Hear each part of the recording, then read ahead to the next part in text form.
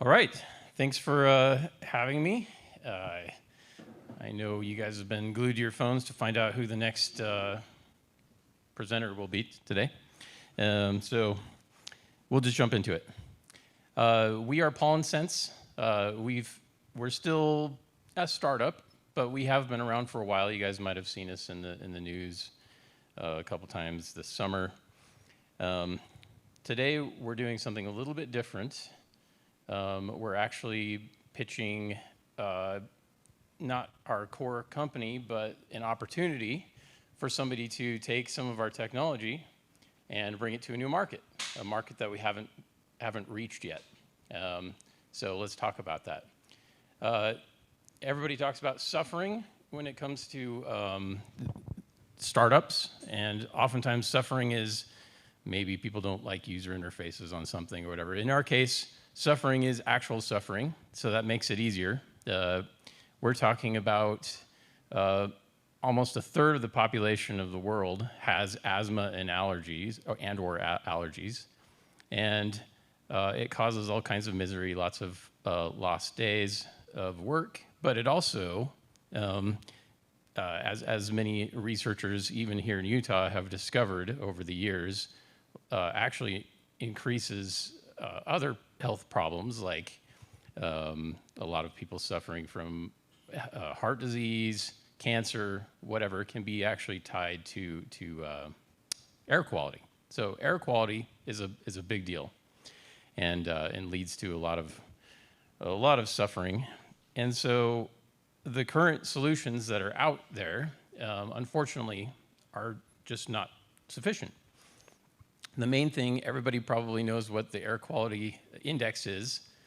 This comes from air quality monitors. The monitors basically tell you how many parts of a certain size of particle are in the air, but they don't tell you much else about specifically what it is.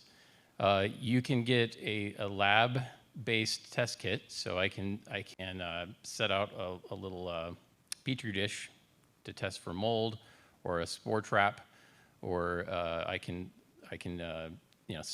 send this away to a lab and find out a few days later, oh, yep, you did have an air quality problem. But if I want to know today, or if I want to know on an ongoing basis, unfortunately, for things like asbestos and pollen, mold, these things which we care a lot about because they affect human health, and even specific kinds of, say, silica dust that you'll have in a factory or an indoor situation, there just really isn't a good solution. It seems like a major problem, and it actually is fairly difficult technology-wise to develop a tool that does this. And so these little air quality monitors are fairly cheap, and so that's remained the status quo. But it's definitely a problem. There's just not a good solution at this point.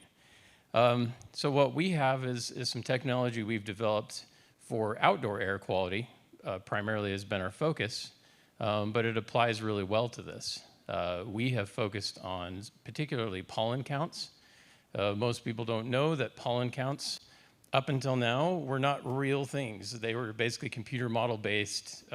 When you go and buy allergy medicine at a pharmacy, they would track that and say, oh, pollen must be high. So it would be like trying to predict weather based on umbrella sales. So it was computer model based, and so what we brought was the first automated, scalable solution that could actually, continually monitor the outdoor pollen counts and the mold counts. So this technology applies really well for indoor air as well. There are pollen indoor problems. There are also, of course, mold and other problems indoors as well. And the device can be applied to that market. What we have is this device. It continually samples the air. It uses machine vision. It has a microscope. You can see the raw frames, but nobody wants to stare at raw frames. That's why we built this. So it uses artificial intelligence to recognize what the different particulates are on the surface. So we've invested heavily in developing this device, and again, we've applied it to this particular outdoor air market. And we're working on a next generation of this. Right now, it costs us about $1,500 to make a device. Our emphasis has not been on selling devices. It's been more on building this network and an app and making the data available. But again, it applies. So what we're proposing is to have someone take it to a new market, the indoor market. You have industrial situations, you have business situations. You don't know what mold, what the air quality is inside in a factory scenario or an industrial scenario. And then of course home, everybody wants to ensure that their family is safe. Again, right now you don't know if you smell something that seems like mold, is it actually in your area? How is it affecting you? Especially down south, mold is a huge problem. You know, very many houses have mold, and they just never know how much somebody's getting. The overall market, you know, is somewhere in the $10 billion and fairly quickly growing because, you know, people are very conscientious. COVID has probably increased the degree to which people are conscientious about what they're breathing. So the sales model we're proposing is multifaceted, and some of this would be up to whomever takes this opportunity to decide exactly how to attack it. But you have direct sales, excuse me, to the industry. You have the potential for renting a device that could be put in a home, kind of like you rent a steamer vac or something. You could put an industrial level device in a home. You also have higher end homes that might want to have a continually monitoring device in their home. And then there's all kinds of channels with HVAC, home restoration companies, air filtration, duct cleaning. Anybody that could really benefit from improving the air quality in a home could also be a potential partner here. So revenue sources would include the sensor sales, the rental that we've excuse me, talked about, service contracts on those things, and then data sales. There are quite a few people that would be very interested in knowing the situation with air quality, indoor as well.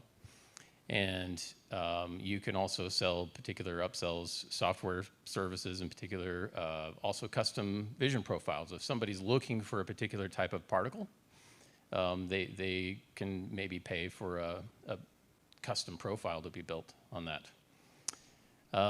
So our exit strategy, in addition to the standard, you know, maybe investment banker kind of investment in the future, there are very particular industry companies who have already expressed an interest in this, HVAC companies, air quality specialists already, as well as hardware manufacturers. We've been talking to Honeywell, for instance, and they're very interested in this device and in these opportunities. Honeywell already sells indoor air quality solutions, so it you know, in that example fits really well. So what would we provide to this venture? We have already developed this technology, as I mentioned. So we also have an app that we've built, and it's not just an app that just shows numbers coming off of a device. It's a whole platform for content management and delivering articles and location and time-specific content, videos. So our particular app, Pollen Wise, which we use for the outdoor air quality, is kind of a solution to help them overall improve their situation and understand the allergies and what they can do about it. It's not just delivering the data from the devices. And so this could be tapped for indoor for all kinds of opportunities as well. So without being a programmer, basically somebody can add content and make it situationally specific aware. We have a web platform as well, allows somebody to bring up graphs and export data and do all those kinds of things. We bring aerobiology expertise, and we would act as advisors. And we have specific case studies. Right now, our CEO, Landon, over here, he's been working with some indoor air quality experts and actually putting some of our devices in indoor scenarios, capturing mold or seeing if there is mold. And so we're already working on those case studies now, and we'll be increasing those case studies over time. And then we already have warm contacts, as I've mentioned. We've been in contact with Honeywell. We have other potential partners as well, so we'll be bringing those warm contacts to bear. And then the ask in return is that somebody taking this opportunity would start and run the business. Perhaps an MBA type person or an entrepreneur that is ready for the next thing. This is kind of a tech transfer kind of thing, so you don't necessarily have to be a Pollen expert, but if you want to take an existing technology that's already been developed, bring it to market, hire some people, get some sales, maybe a developer or two, invest.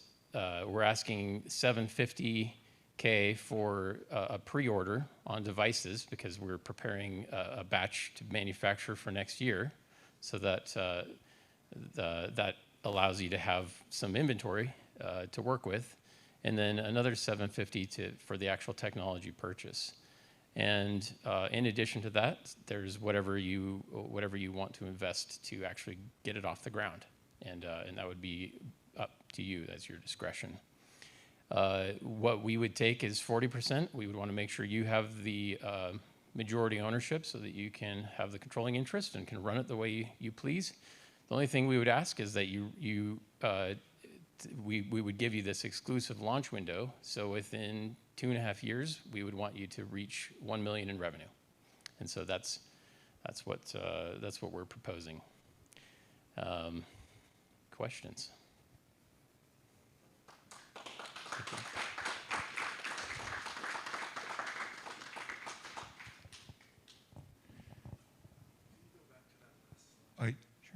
Yeah, I actually have 3 questions that are kind of tied together. So one is, like, with the homes, for example, if somebody wants to install it in a high-end home, it's usually a bigger home. So I see the box you have there, and it's quite big, and I don't think people would want multiple of those around the home.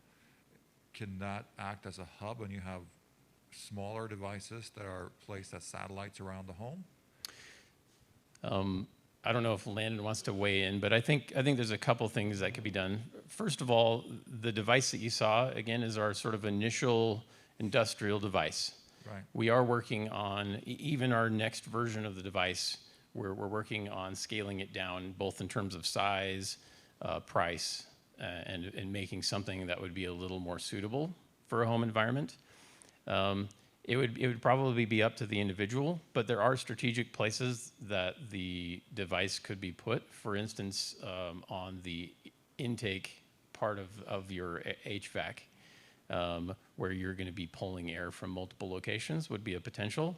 If you have a basement, if you have an area that's suspected of mold, you could put it there. You could move it around. So there are options. But over time, we do hope to move to where you could potentially, if you have a large space, actually have multiple devices around and make sure you're continually monitoring those. It would depend on the use case of that person, that situation. Okay, and for the data in general, is it collectively gathered, or is it just kind of for that one user, or is there a way to tap into the collective data gathered from all locations? Yeah, good question. So it's a cloud-based device. You give it internet and you give it power. And so everything goes ultimately up into our cloud of data. So we would have all of the data. So it would be up to you to work out some contract. And what we've done for outdoor air is that we sort of reserve the right to use the data, and then if somebody wants to buy an outdoor device, they get a license to use the data that's generated from their device as they see fit, but we also get to use it for collective use. So you could work out a similar situation probably for indoor air. So. One thing I might have to screen.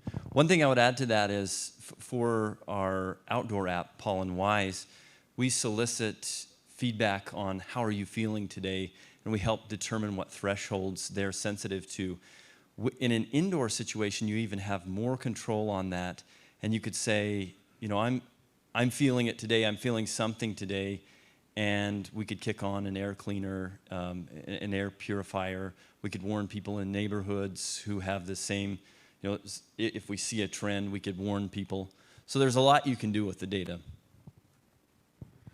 Yeah, and last one is not so much of a question, more as an additional market maybe. It's for real estate agents and appraisers that could use something like that to go in. And obviously there are devices they can use now to identify specific locations for mold, but that's more if you have like a water damage or something. But if this captures kind of a broader spectrum as far as the air itself, it could be an additional tool for them. Yeah, kind of a certification. You know, we've checked this house; it's mold free. That kind of thing would definitely be a very useful thing. We've been recently been doing some of the case studies that I mentioned with restoration companies. Apparently, they are contacted multiple times a day by somebody saying, "I just want to know if I have mold," and you know that there's not really a great solution that they can offer, short of having somebody come out, sample it, send it off to a lab. So this is basically, the device is a lab in a machine. So it does that continuously for them. So yeah, that's good. It's a great idea. Another thing that we've encountered is an insurance company that provides business insurance wants, you know, they go in and do regular inspections to mitigate lawsuits and things like that, slips, trips, things like that. They're interested in going in with that sensor and just making sure there's not a mold issue. One story that they shared with me was there was a Kmart, when Kmart was a thing, that went completely out of business because of a mold infestation that they did not catch soon enough. They had a leak, and it got worse and worse and worse. The remediation got so bad they couldn't afford it. It goes both ways as well. One of the case studies we did, it was this crawl space. I think I actually have some pictures in the appendix. There was this crawl space, and it looked terrible. It was you could see all the mold on the rafters. It looked like, oh man, this is toxic. We need to go in with a hazmat suit, do this huge, like, tear out the floor, whatever. It looked awful. We put our device in there. No spores. So the mold was growing on the surface, but it hadn't released its spores into the air. Knowing that completely changed the way that they handled the situation. They came in, they dried it out. We monitored it the entire time to make sure that it didn't release spores while they were drying it.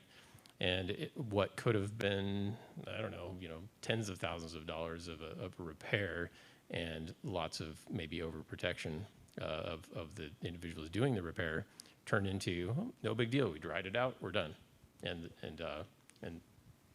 pretty much low cost remediation. So it could be a game changer certainly for restoration. Any other questions?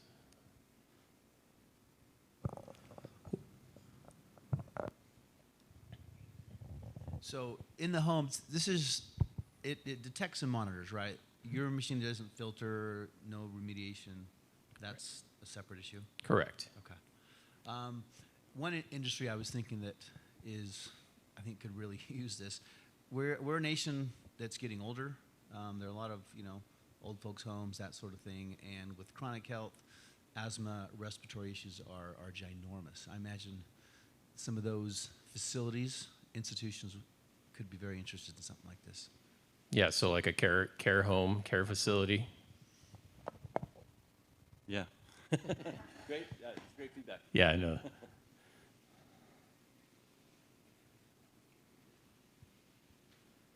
Great presentation. Why separate it? Why not keep it together? So, good question. And by the way, the question I asked you was actually a separate separation that we decided to keep together. But so there's lots of ways we can apply our sensors and lots of different directions we can go. And focus for a startup is just so incredibly critical. And this market is almost entirely a separate market. There really is very little overlap. The only potential overlap is that, especially in an industrial situation, you very often will want to have a comparison. So a device outdoors and a device indoors. And then I can say, you know, here's the outdoor air. There's a lot of mold outside, and yeah, there's some mold inside, but you know, the differential isn't that much. And so you can compare those is important. So beyond that, though, the market is pretty much the same. And so basically, if we were to pursue this, it would be a huge distraction. It also, one of the reasons that we're doing this at this time is it actually allows us to do some fundraising and also get some of the devices out. We want to have a large enough batch of devices produced next year, and so this allows us to increase the volume of devices, so it helps this new industry, but it also helps us. And so we wouldn't have time probably to pursue this anyway. It would distract us, and so this allows somebody to come in, capture a pretty close to blue ocean market without us being heavily distracted, and in fact actually helps us in our main focus. And otherwise, it would just probably have to wait another year or two before we got to this market. So, yeah. Nate, we have a question from one of our online viewers. They asked, what does your IP look like on your hardware technology? Yeah, we have several patents and patent pendings happening. You know, we've been issued at least one, and the others are in progress. So there's quite a bit of proprietary technology. As I mentioned, we've developed this device from scratch. It was not easy. 6 years ago, you know, we started tinkering with this in the basement, kind of playing with surface microscopy and how could we pull this off? Because traditionally, you have a big spore trap and you capture particles on a medium, and then once a day roughly you'll stain a microscope slide, and you'll sit there and count for 3 hours. Landon's background is in this. He's an aerobiologist by trade. We only did this so I could stop counting manually. That's the only reason. Yeah. So Landon's PhD work was in this field, and he thought this is really stupid in this era that I'm having to count every single individual, especially with his allergies, having to count every single particle. And again, most people think that this is already a solved problem. They see the pollen count and they assume, just like with the temperature readings and whatever, that there's all these devices out there that are just capturing this information. It just hasn't. It's not the case. So somebody had to do this, and we get daily testimonials from people on the pollen sense outdoor side saying, like, this is completely changing the game for me. If somebody suffers from seasonal allergies up till this point, the only thing that they could do was basically take their meds for 3 months. I mean, there really wasn't a lot of help as far as easing their suffering. So what this does for them is, should I go for a morning walk or should I do it in the afternoon? Well, you can see the counts throughout the day in their area. Makes a huge difference, and we're getting lots of testimonials of people saying this changes their lives. So we expect very similar to be the case for the indoor as well. Maybe even more so because it's more direct, personal.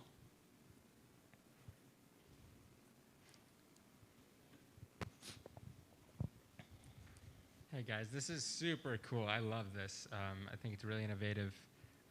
One thing that did cross my mind was, have you thought about the market for, radon mitigation, asbestos, some of the more harmful things that people see in older homes? And is that something, I don't know if this would just be distracting as you were addressing his question, but including that as part of your service to bring in maybe some of your employees as customer service to assist in radon mitigation if they haven't been tested in their homes and things like that, aside from just collecting the data? Yeah, so definitely some of the partners that I was mentioning, I think that would be a really important part of this business. If it was just a matter of selling some devices, device sales, would be one thing, but actually providing a solution is probably the data-related things, and the solution providing is probably going to be a much more interesting and lucrative part of this. And part of that would be the mitigation side of it. So it's one thing to say, yep, report you have mold, and it's another to say, you have some mold. Here's a partner in your area. They'll be out tomorrow if you want them to be. And so, that's a big part of it. It's what you bring up with radon is interesting. Probably a really good solution is to not just use our device, as you're mentioning. In some cases, like a big upsell would be, we bring in a comprehensive unit that measures a bunch of other factors that are our device doesn't measure gases and things like that. It's a completely different kind of device. But if you had another, there are already existing technology devices for this, for radon and carbon monoxide, those kinds of things. You could have another instrument that you could set side by side and do a comprehensive test for somebody, and then already have your partners squared away, as far as who's going to come in and do the mitigation. Yeah. A lot of people ask if our device measures COVID, and we're talking like 2 or 3 orders of magnitude smaller than what we're seeing, viruses and things like that. What we're seeing are particulates in the 30 to 50 micron range or so. We can see down to about a micron. So we targeted a very specific place because, again, this is something that isn't readily done right now, other than just counting how many are in a certain size range. All right. Thanks so much for all the feedback. Is that it? All right. Thank you. Wait, we have one more question for you. What can the 1MC community do for you? Well, I would say the main thing would be the network. Y'all probably know a lot of entrepreneurs. I know that's no probably. Y'all know a lot of entrepreneurs. And so within your networks, maybe if you know anybody that just sold a business, looking to move on to the next thing, something that can help humanity as well as make some money, this would be, I think, a really good business model for them to tackle. And so if you spread the word, basically, would be probably the main thing. Yeah. Okay.